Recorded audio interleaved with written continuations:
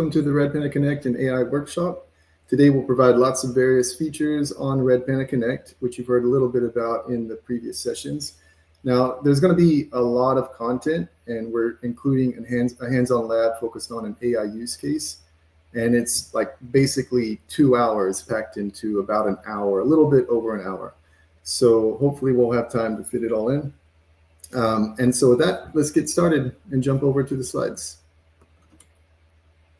So we provided this link also in the slide that you saw before we started this workshop. This is the link that will give you instructions for how to create the accounts that you would need to walk through the hands-on lab. You're going to need an OpenAI and a Pinecone account.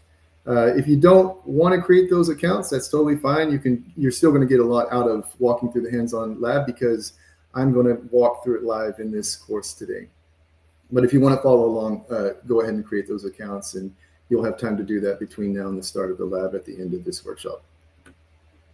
This session will be recorded, so we're going to provide the recording and the hands-on lab, and also the slides, so you'll have all the details you need.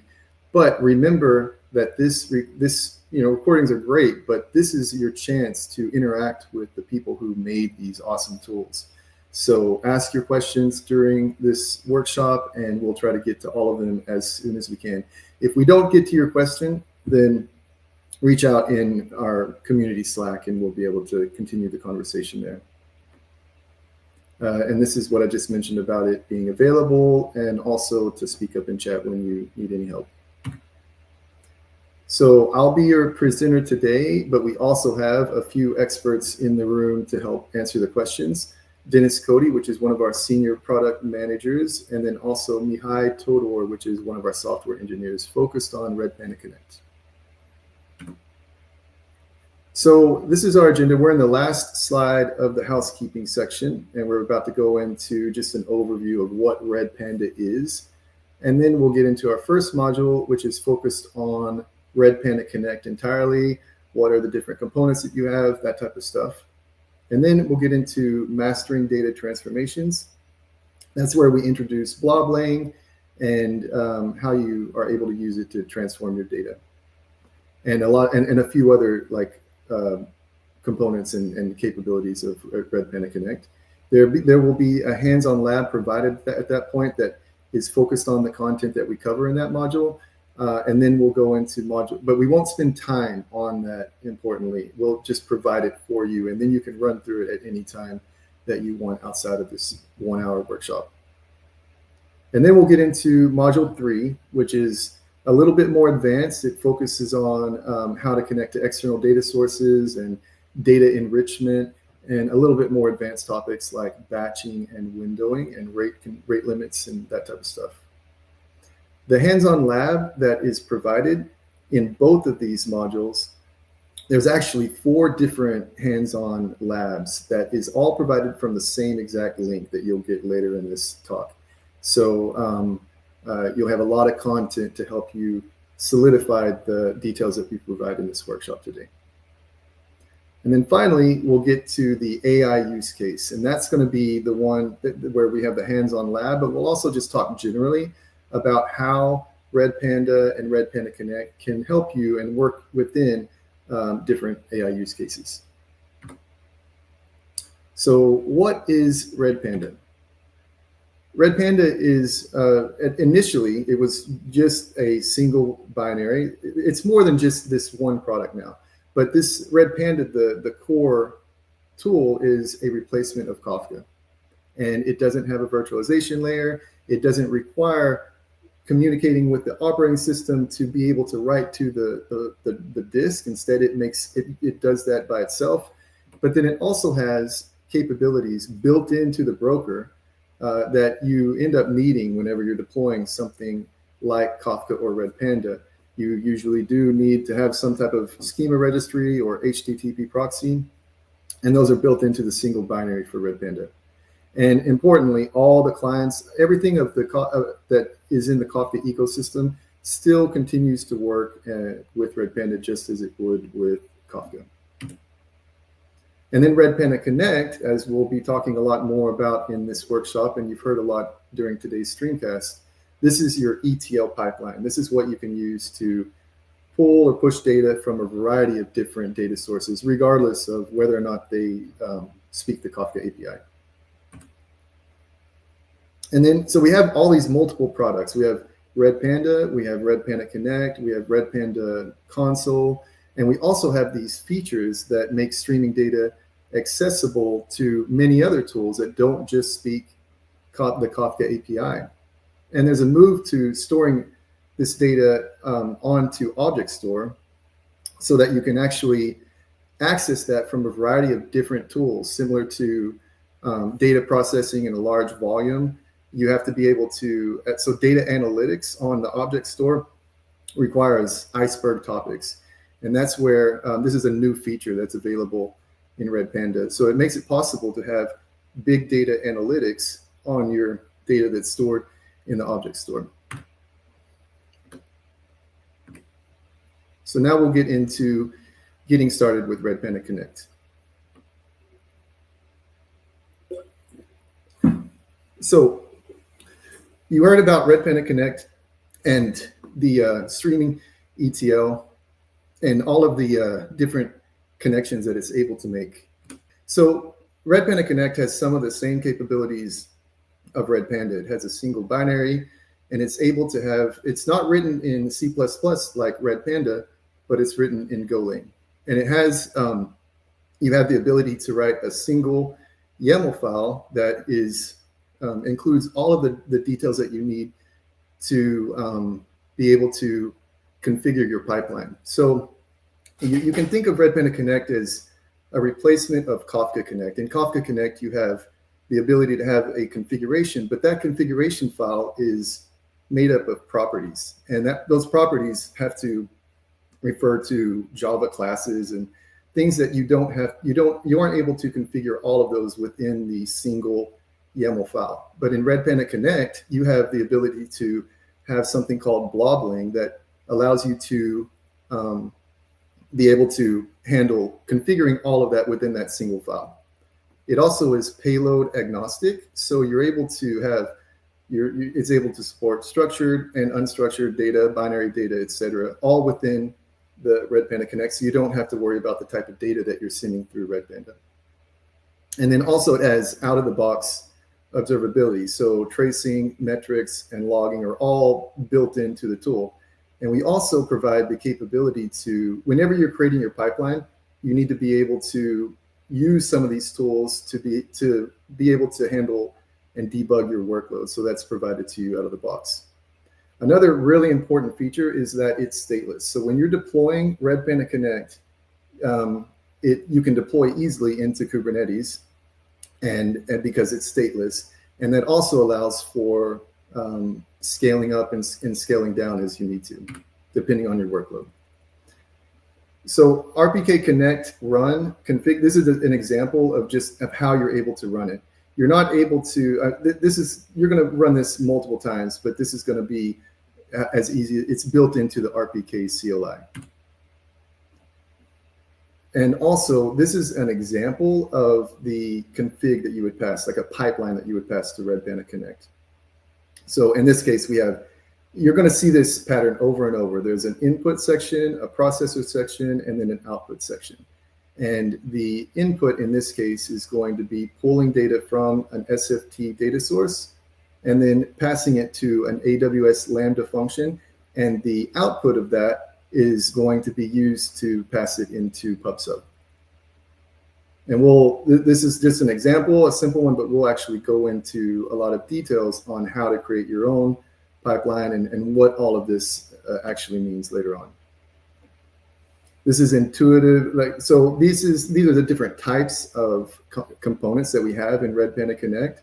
And we'll go into we'll actually have a hands-on environment that we're providing to you around error handling. So we'll go into that in a lot more detail. And blobling is the default language that we use for data transformations. You can also use other things like Python if you want to, but blobling is actually built into Redpanda Connect. And then buffering, this is a more complicated idea, it's fairly simple, but buffering is, you can set it up to be either batching or windowing. And we'll cover a lot more of those details in later slides. And then caching, that's where you can, this is what you would want to do. Calling external services can be expensive and cost also time. And so you would use caching to be able to deduplication, do deduplication, and also make sure that you don't actually call out to those external services if you don't need to. And we've already talked about observability. So the guaranteed delivery within these systems is very important, and it's actually more unified in Redpanda Connect than it would be in Kafka Connect, since Redpanda Connect has something called transactions built into the core. And so every time a message gets created on the input side, it goes into Redpanda Connect into your pipeline, and then it will have a data join. Like it could have any number of processors. This is just an example. So it could go to a data join, and then it could have some type of transformation, and eventually it'll go to some output. And then that is when the transaction gets acknowledged and gets sent back to the input.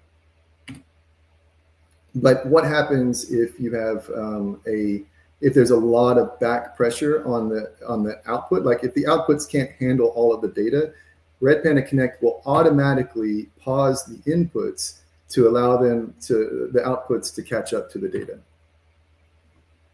And it's easy to run. So we have an RPK for Redpanda called, a CLI for Redpanda called RPK.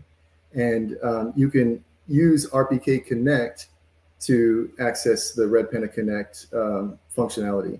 You've already seen RPK Connect run, and we'll be running that a lot.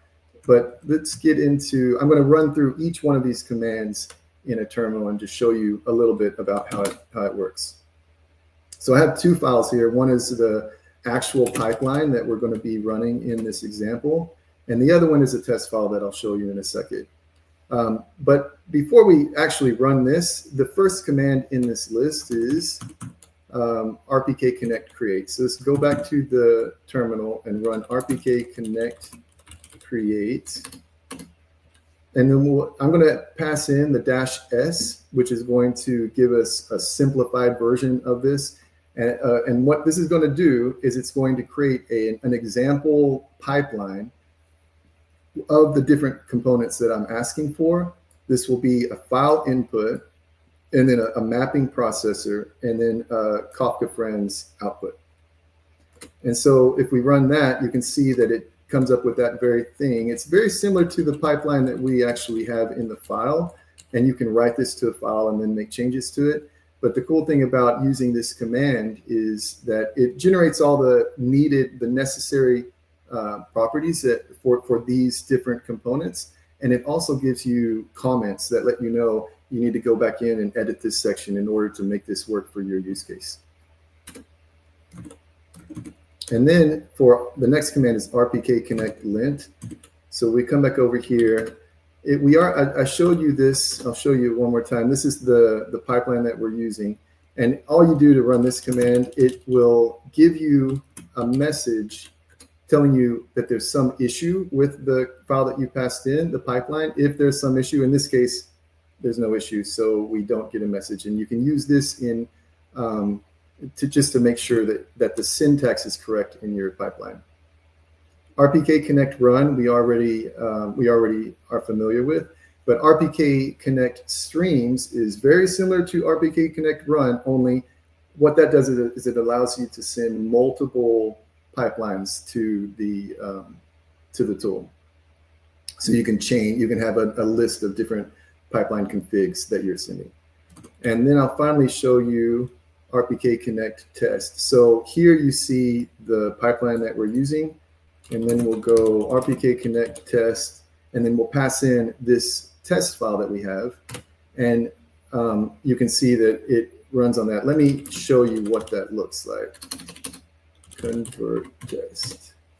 So in this example, we're using this command. This file name is named appropriately so that it knows it's connected to the pipeline that you have in another file. So they both start with convert, but then the test file has -benthos-test appended to the name. And then that tells it that it's going to be looking in this pipeline file to know where to find the processor that you're going to be testing. And in this case, we're going to go in and look at pipeline processors, which matches up with pipeline processors inside the pipeline config. And then it's going to replace the input and the output that we saw in the pipeline. So we see that we're sending in hello world, and we expect that that's going to come back with just hello world caps. And so if we run RPK connect test like we did here, you'll see that it succeeded. That's actually what's happening there. So the next step so that's actually everything that we could do here, and I'll continue with the slides. So so input and output. We have the ability to, maybe you don't want to always add in all of the details into your pipeline. You may have username and passwords or other details that you don't know what the value should be at the time of running. And so for that, we support two different ways of handling it. One is environment variables, which is what you would expect, and you're able to get values from your environment that you're running Redpanda Connect in. The other one that is even more powerful, I think, is the string interpolation.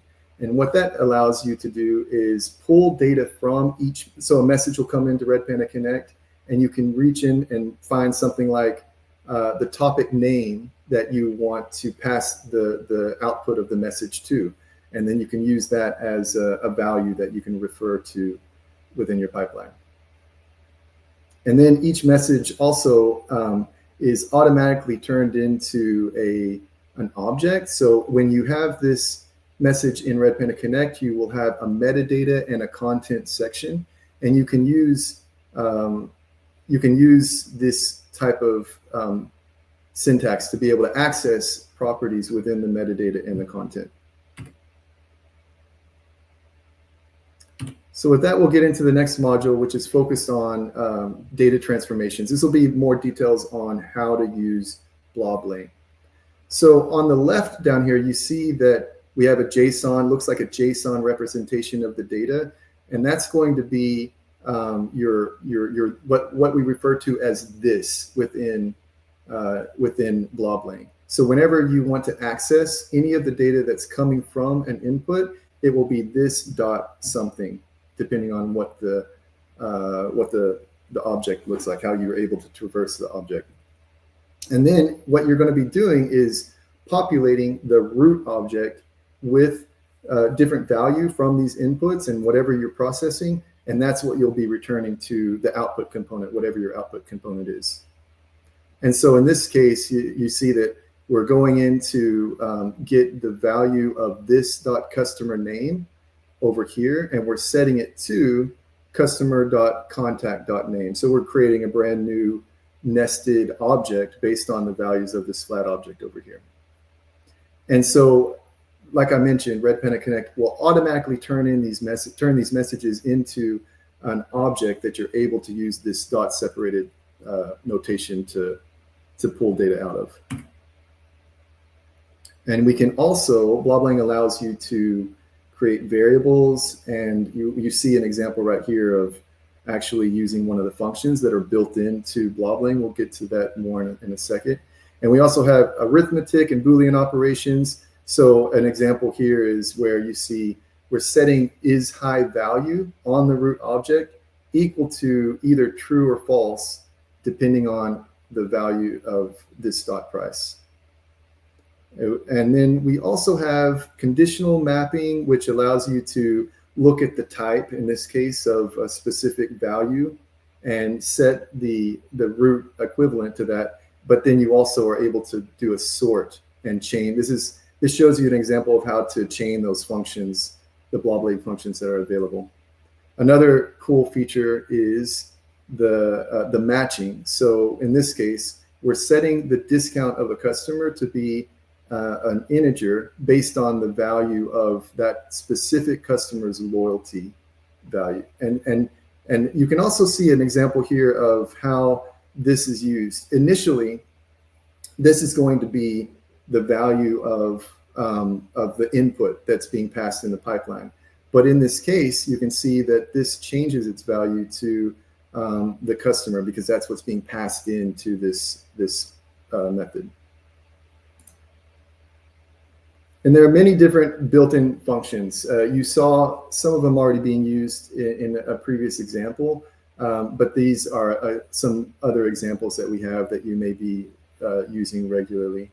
Now, there's a difference between functions and methods. Functions, you can use them anywhere in the pipeline. It's not necessarily, you don't have specific places where you can use that, and you can set these to be different values. Methods, though, that's where a lot of the power comes in of BlobLang. So you have an input object, and it has different properties that have values, and you can chain these different methods on each of these, on any of these properties as you need to be able to, do a series of different things. And then also you have this idea of a mapping. So you can create a new mapping that will do something on values. It's like setting up a function, right? And then once you define this in your pipeline, then you can use that along with the apply function to make changes to your data as you need to. So this is just a quick example of how to tie all that together. So in this case, we have an input that's going to provide a customer, or a lot of different customer objects, and the customer object has a tickets and a partner tickets array. But you can see how the data in each of those arrays is a little bit different. Both of them have an airport code, but one of them, the tickets array, has like a city name. So we want to normalize that data. We want to make it all be the same. What we'll do is we'll create, in one of the processors, we'll create a BlobLang processor, and here we'll create that mapping. It'll be called airport code in this case. And so what we'll do is we'll use this slice function to reach into the data in the tickets array, and we'll strip out just that airport code. Now, this is, we're not actually going into the array. We haven't even passed the array in. We're just defining what that function is, that mapping here. And then we can use that further down now that we have that defined, we can keep going, and we see that we're setting up the root object like we discussed. And then we're setting the tickets array to be equal to the value of what is returned when we apply that airport code mapping to the value in that tickets array. And then since partner tickets is already in the correct format, because it only includes the SFO, the airport code, then we're just merging the two arrays, and it's going to be a normalized array with all of the data from both of the arrays. And so then at that point, we can delete the array. And this is where we're deleting. This deleted is a method that we're able to call. And then, so there's various different functions that are being called. You can see that for one example is apply. And then in these 3 lines, you can see that we're using different methods. I'm sorry, different functions. This is going to be a method, and then this is going to be a function. And we have both of those available for more details in our docs. So with exception handling or error handling, this can be used in processors and outputs. And so these are 2 different examples of error handling, and one is retries, one is drop. They're both relatively simple. With retries, it's the most simple. We see that we're just retrying indefinitely when something has some problem. And then for drop, that's where you will be able to drop the data completely if there's some failure, which is sometimes okay, but most of that's a very simple way of handling errors. You can also use the drop feature in the output. It's not just available in the processor component. And then there's another way of error handling that you could use, which is reject, which this is where whenever there's an error message, it just rejects and throws an error message. That's in the cases where you know you don't want and don't expect to have any error messages at all. For dead letter Q, this is where you're going to, it's a little bit more advanced. So you're going to have a lot of error. If there's any errors that come in, you would be handling that by sending it to another output. And in this case, we're sending it to Redpanda in a dead letter Q topic.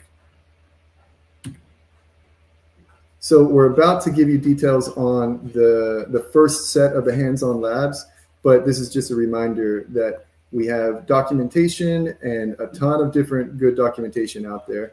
I will mention again, I heard that Tristan mentioned this before this session, but this button, the Ask AI button in the top right-hand corner, is great. It's going to be very helpful for being able to search through and find answers to your questions, even if you're just looking for content that you don't know how to navigate or find it. And then obviously today, reach out in chat and talk to us, and we'll have some of our experts that are available to answer your questions. But later, we have community Slack where you can reach out to us too, and we'll get involved in the discussion. So this link is the link that you need to get access to each of the take-home labs in today's workshop. There's 4 different take-home labs, and the content that we've covered up to this point is related to labs 1 and 2. And so the first lab is going to be focused on ingesting data from a file, and then it will route that to various Redpanda topics. It's very simple, and it also will include, I think it'll have like details on like the solution to at the bottom of the lab. And then the second lab will focus on error handling. And this is going to be focused on like the dead letter Q and other details. So take note of this URL. It'll be available for a while after this session, so feel free to use it whenever you want, whenever you have time. When you connect, when you open that link, you're going to eventually load up and see the details, but then you'll also get loaded. You'll eventually see a button that you can click in the bottom right-hand corner, and then that'll take you to the environment that allows you to have a terminal and the instructions on the right, and to walk through these sessions. And you'll be dropped into the first ingesting log files for real-time monitoring. That's the first session. But then you'll be able to keep going through. You can choose at the top the different challenges, is what they call in this environment. And you can choose which one of these you want to focus on. So the first 2 are related to the content that we've already covered, and the next 2 are going to be related to the content that we're about to start right now. Okay, so now we'll go into enhancing pipelines. This is going to be just more focus on the BlobLink capabilities and Redpanda Connect capabilities. And with a focus on being able to pull from external sources and things like that. So many times you're in a situation where you need to enrich your data whenever you pull it. So you may pull it from some file on your local system, but in order to get it to wherever you need it to be, you need to change it in some way. And also, many times that's going to require you to send that to some external service. And when you send it to an external service, it may not have the headers, and it may not be in the correct format to be able to send it to that external service. How do you handle that? The way you would do that is by adding in a branch component.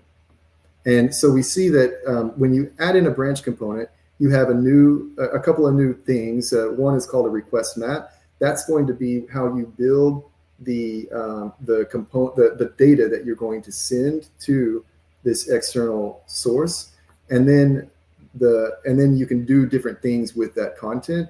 But once you get it back, you're also going to build a result map. And that result map is how you look into the response from that external source and take the data that you need out of that content to make it available to the rest of the pipeline.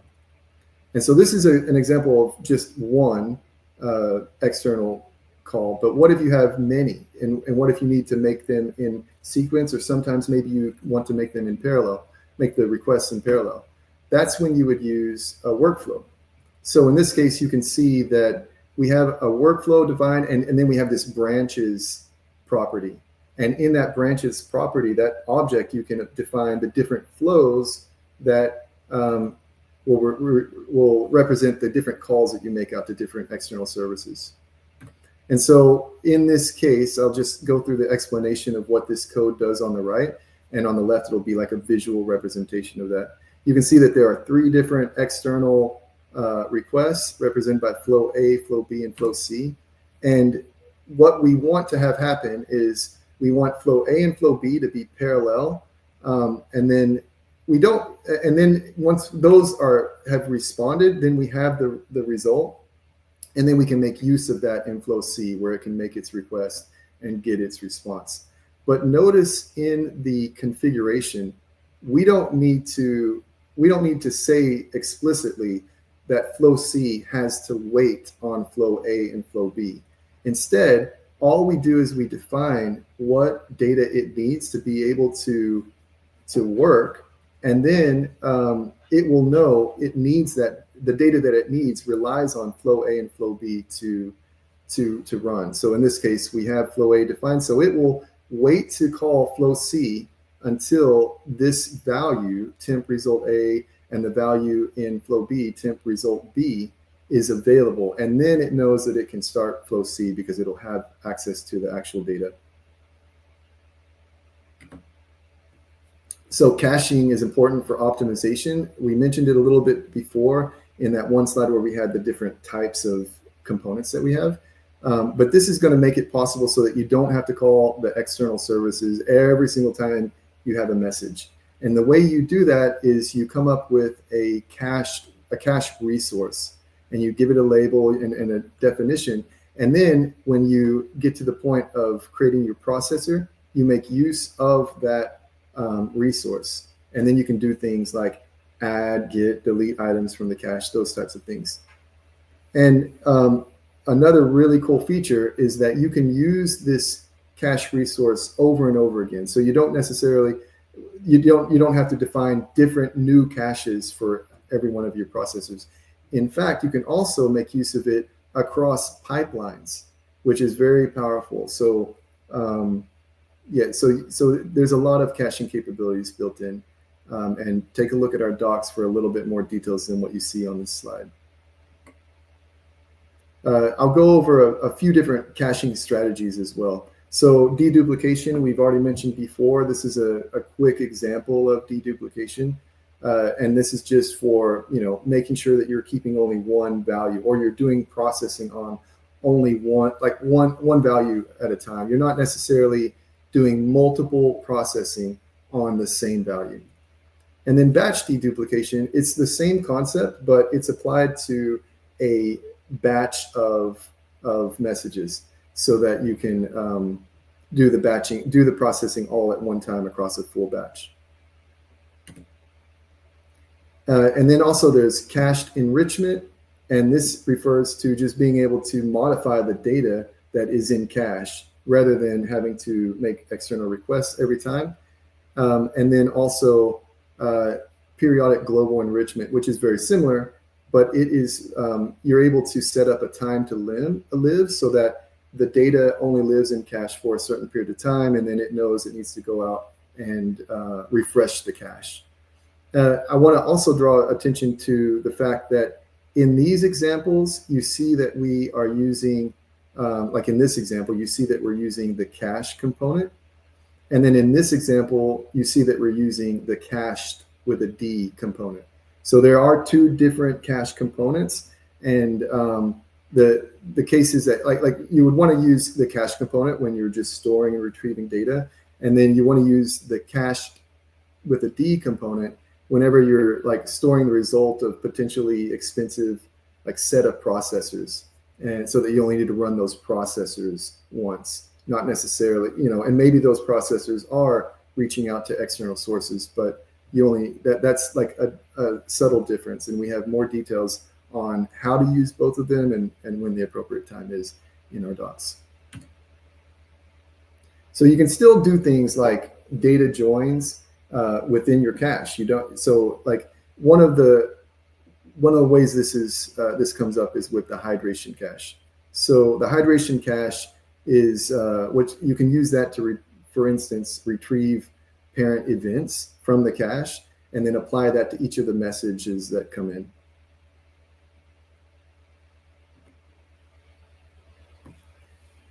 So batching and windowing both are made possible by the use of a component called buffer. So buffer is one component that you, depending on how you define it, you'll get batching or you'll get windowing. What is batching? Batching is like it's instead of processing. You remember how I was referring to different like a transaction that is applied to every input, every message that comes in from an input. With batching, that is broken so that you can have multiple messages in one transaction. So so that it just makes it so that you ensure that all of the message that are in a specific batch get completed before the input gets an acknowledgement that it's done. And so the buffer component is how you do that is you just define a batch policy.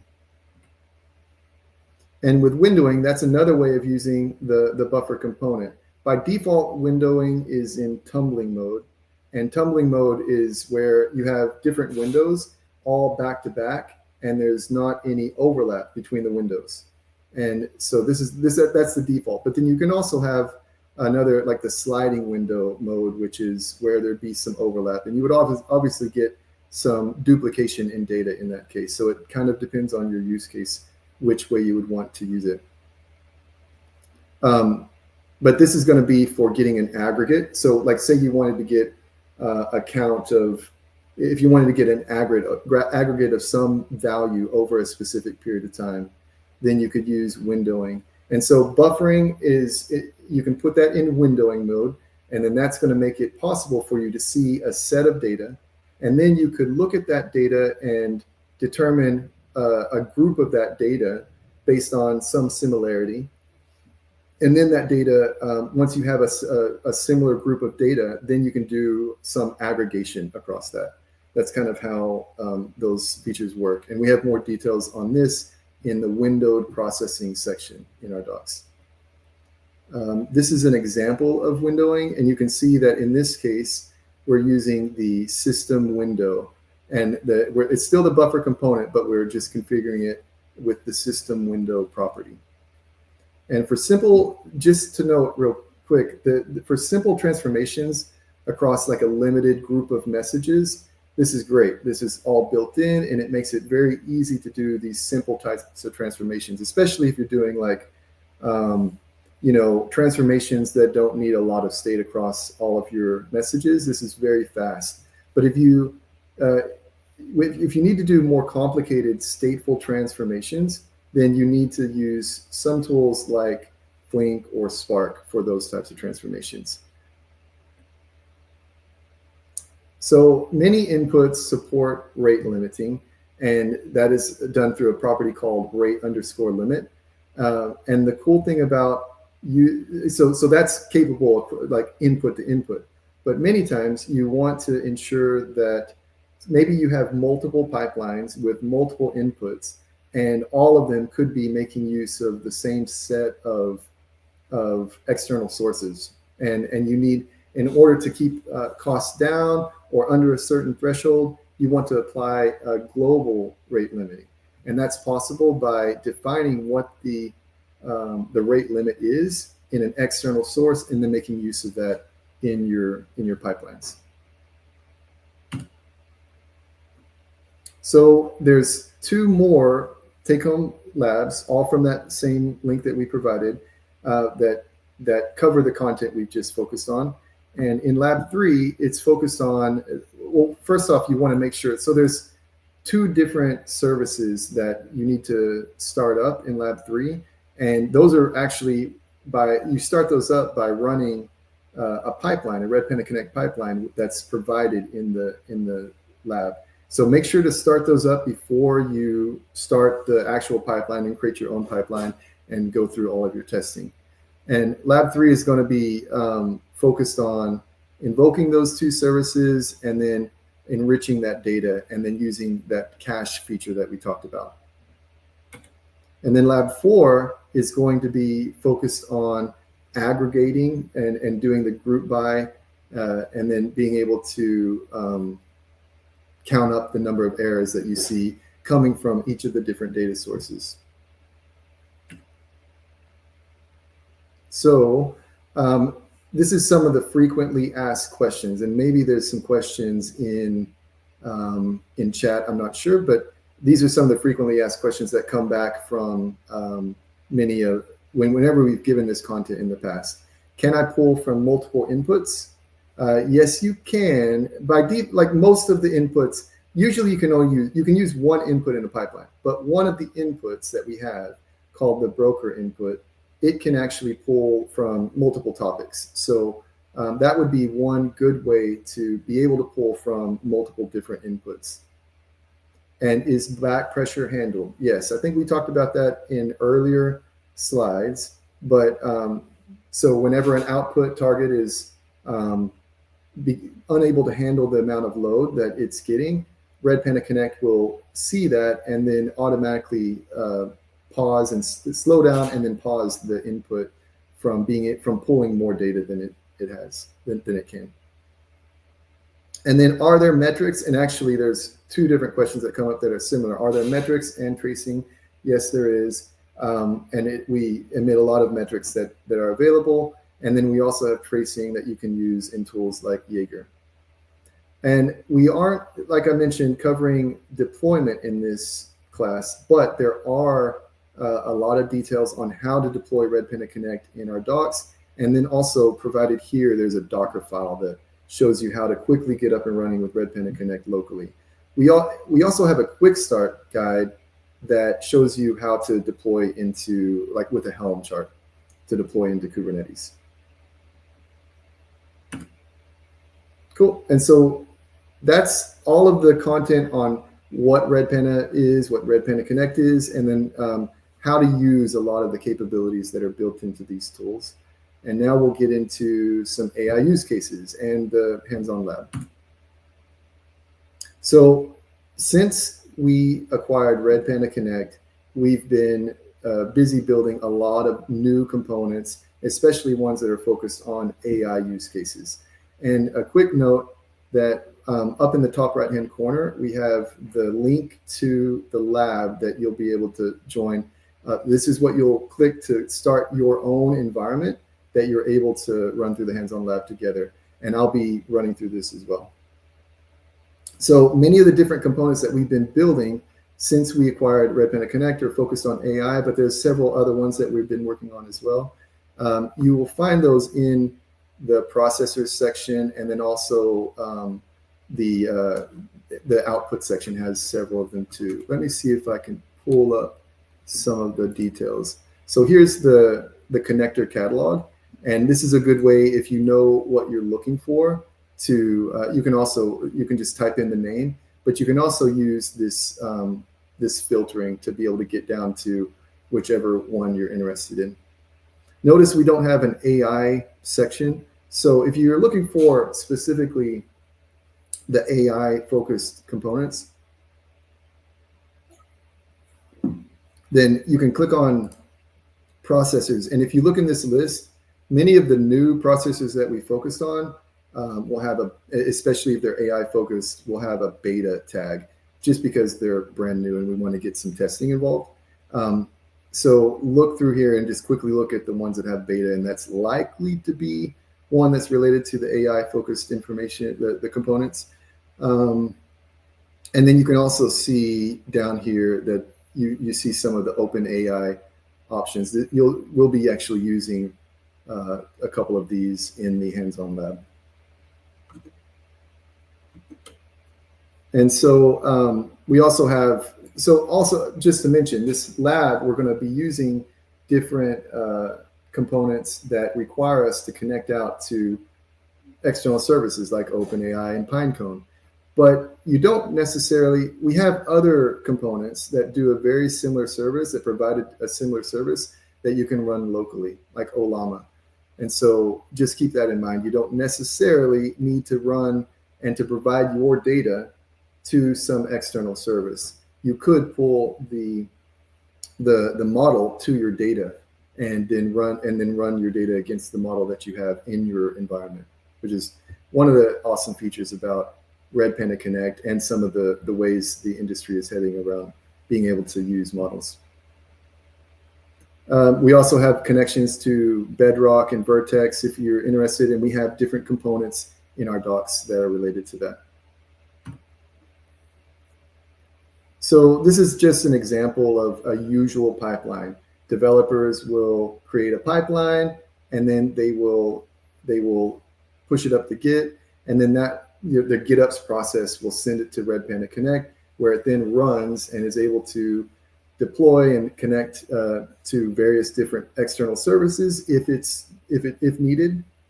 Or, as I was mentioning, you could run it internally in your private network, and then it would be able to run against the models that you've brought to your data. And some of those external services aren't just AI models. They could also be vector databases like Pinecone. So this is just a brief overview example of the hands-on lab that we're going to be covering. So in this case, we're dealing with trying to automate a portion of what legal teams need to do, legal research teams would need to do whenever they're trying to understand court cases or something like that. And so we have a lot of unstructured data in these files that represent court cases, and we have them just locally in the environment that you'll have available to you. And all of these court cases are going to get read by Redpanda Connect and then summarized by the GPT-4o model, and then it will get written to Redpanda. That's one pipeline. And then we'll have another pipeline that's going to read that data from Redpanda, and it'll generate text embeddings from the output of the first pipeline, and then it will store that in Pinecone.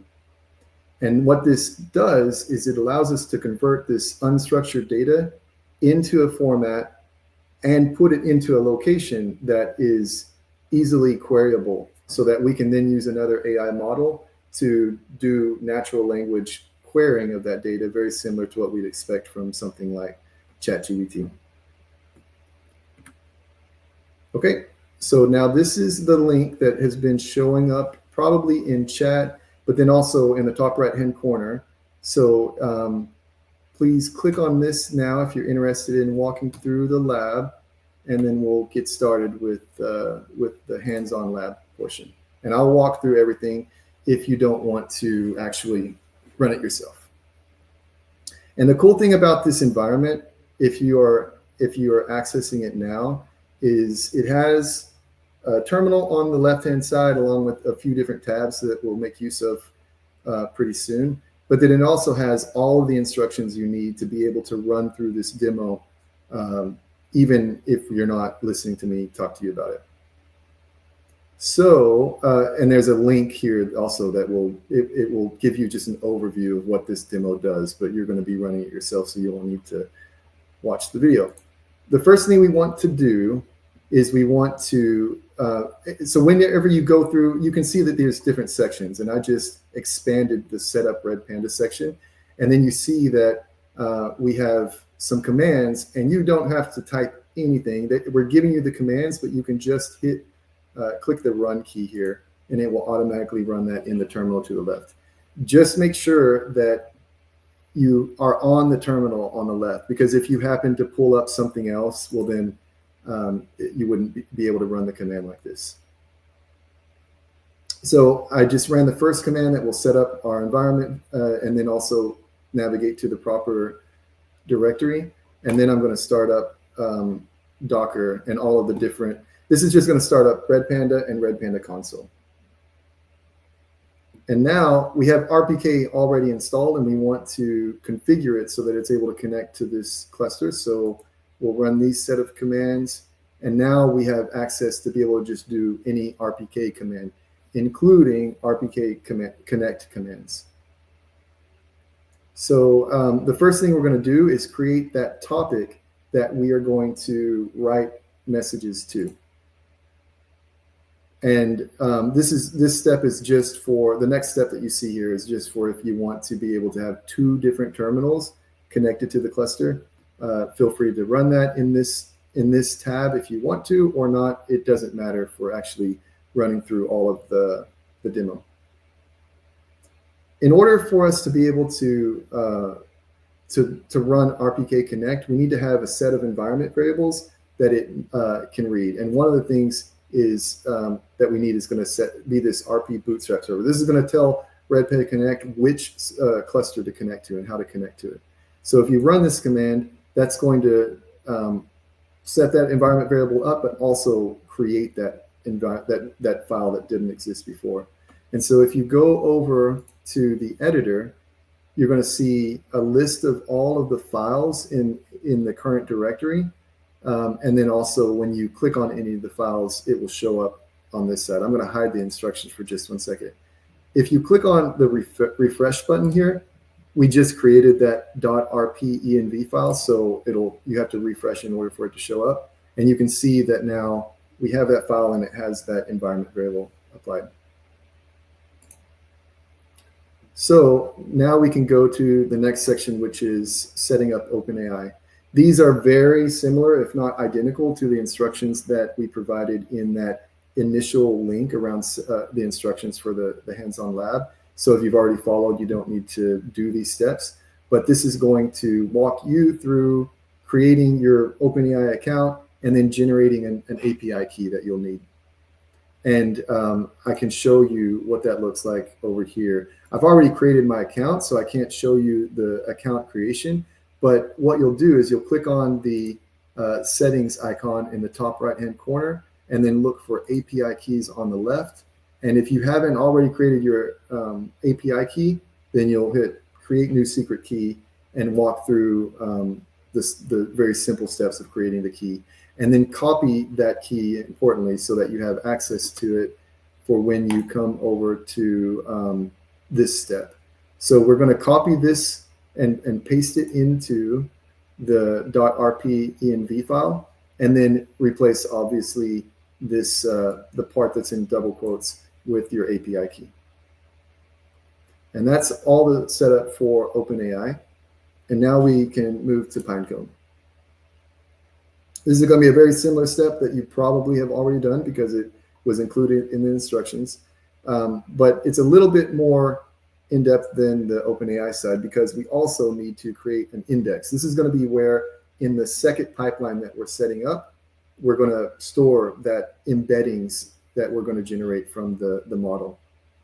And I'll just show you real quick what that looks like. If you go to, once you have your Pinecone account created, then you can go to create index, give it a name. And in my case, I said court case or court cases. And then you're going to enter in the dimensions, which in this case is 1536. And then cosine is the metric, which is already the default. And that's all you need to do to create an index that will work for this demo. I've already created the index, so I'm not going to go through that step. But once you're done, you'll have something very similar to this in your indexes tab underneath databases on the left. And there's two things that we need. We need the API keys, but from this page, we're going to need this host that is generated. So you can just copy this and come back over to the instruct environment and scroll down a little bit. You'll see that we need two different environment variables. One is going to be the API key, but the other one is going to be the Pinecone host. And so you can copy this section into this file and then put in your host URL. But notice that what we need to do is we need to take off that HTTPS : / from that file. So let me just copy my content into the file and I'll show you what it looks like. So hide the instructions for a second. Okay, so we have 4 different environment variables. That one is going to be identical for both for you and me. But then Open API key is going to be this is my key. You'll have a different one. Pinecone API key and then Pinecone host. And I don't have the initial HTTPS portion there. And those are the details that we need to be able to have Redpanda Connect be able to connect to these external sources. So then we'll go back to show the instructions, and the next set of instructions here is for generating that first pipeline that will read the court cases and send it to OpenAI to generate a summary. Real quick, I'll show you. I'm going to hide the instructions and then show you where those court cases are. If you look in the navigation bar on the left, you can see that we have just 10 court cases, and you can open them up and see that they're just a lot of details. They have no summary. That's what we're going to generate, but they do have a lot of text related to the details of that court case. So the first step for creating this this pipeline is to open up the appropriate file, which is legalload.yaml. And the instructions separate creating this file into the 3 different sections that you need to create a pipeline: input and processor and output. So copy this first section and paste it in, and then as we go, I'll explain what each section does. In this case, it's very simple. It's just reading all of those files that we found in the court cases folder. And then for the processor, I'll explain it real quick. You can see that we are setting up logging, and then we're setting up a couple of different variables, ID and text. And then we're using the OpenAI chat completion component and setting the GPT-4o model using our Open API key and applying a system prompt, which is summarize the following court case into 3 sentences. So that's what's going to tell OpenAI what to do with the data that we're sending. And finally, we're going to make use of those variables that we set up earlier in the meta section. And then we're going to set the summary value based on the response from OpenAI, the string version of that. So go ahead and copy this section. And then one thing you have to make sure to do is whenever you hit a new line, it's going to automatically insert some spacing there. So that's bad for YAML if you were to keep that in there. So delete that spacing, and then just copy all the details into the file. And just make sure that it's lined up correctly there. And so then the final step for this pipeline is the output component. And you can see that it's just writing to Redpanda, and it's writing to the legal cases topic. So make sure you're at the bottom of this pipeline config, delete the new line spaces, and then paste in the details that you copied by clicking this button. And the tool will automatically save your changes, so you shouldn't have to save it or anything. It's ready to go. Now you can just scroll down, and what we need to do is click back over to the terminal like I mentioned, so that the next step will actually run in this terminal. So the way you run this pipeline is by just running rpk connect run, and we're going to pass in the environment variable file that we created and the pipeline. Hide the instructions real quick, and you can see it's sending all this data to OpenAI and getting a summary, and then writing it to Redpanda. And we can verify by going to Redpanda console, and this is where we see all the details for our cluster. And you can click on topics and then legal cases, and eventually you'll see all the data that's in this topic.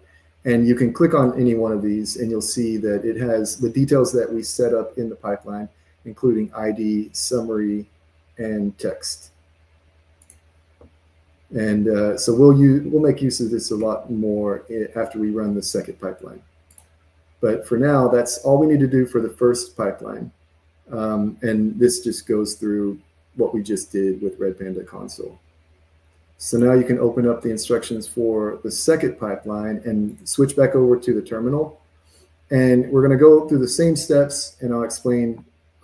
Actually, you need to switch over to the second terminal. And then we're going to open up the legal converter file.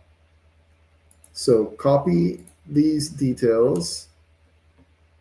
And what these details tell the pipeline is that we're going to pull data from Redpanda in the legal cases topic.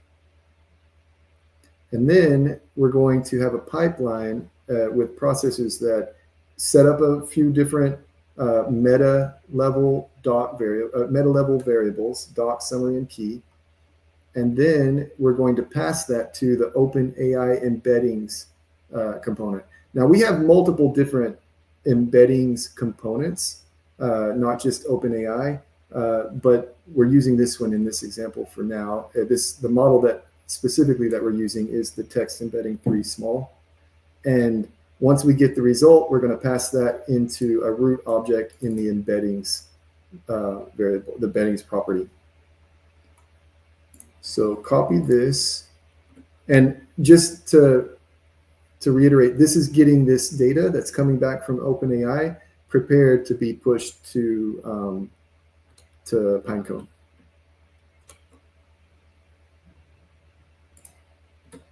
Okay, so that was copied in. And then the next and final step for this pipeline is the Pinecone output. So copy this, and you can see how this is a good example of how we're setting that up, but it's pretty self-explanatory. We're just making sure that it is set up in the correct way so that we can make use of it in the final step. So copy that in, and then finally we'll navigate over to the Redpanda terminal and run this. And so you can see, let me hide the instructions. You can see that for every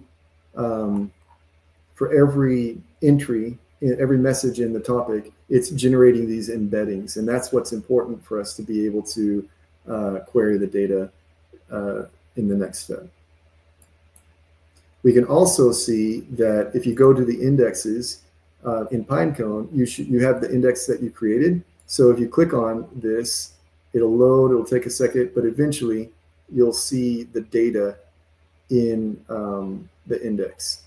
So there's the embeddings that we generated, and then the metadata includes the details that we provided, which is the summary text and the timestamp.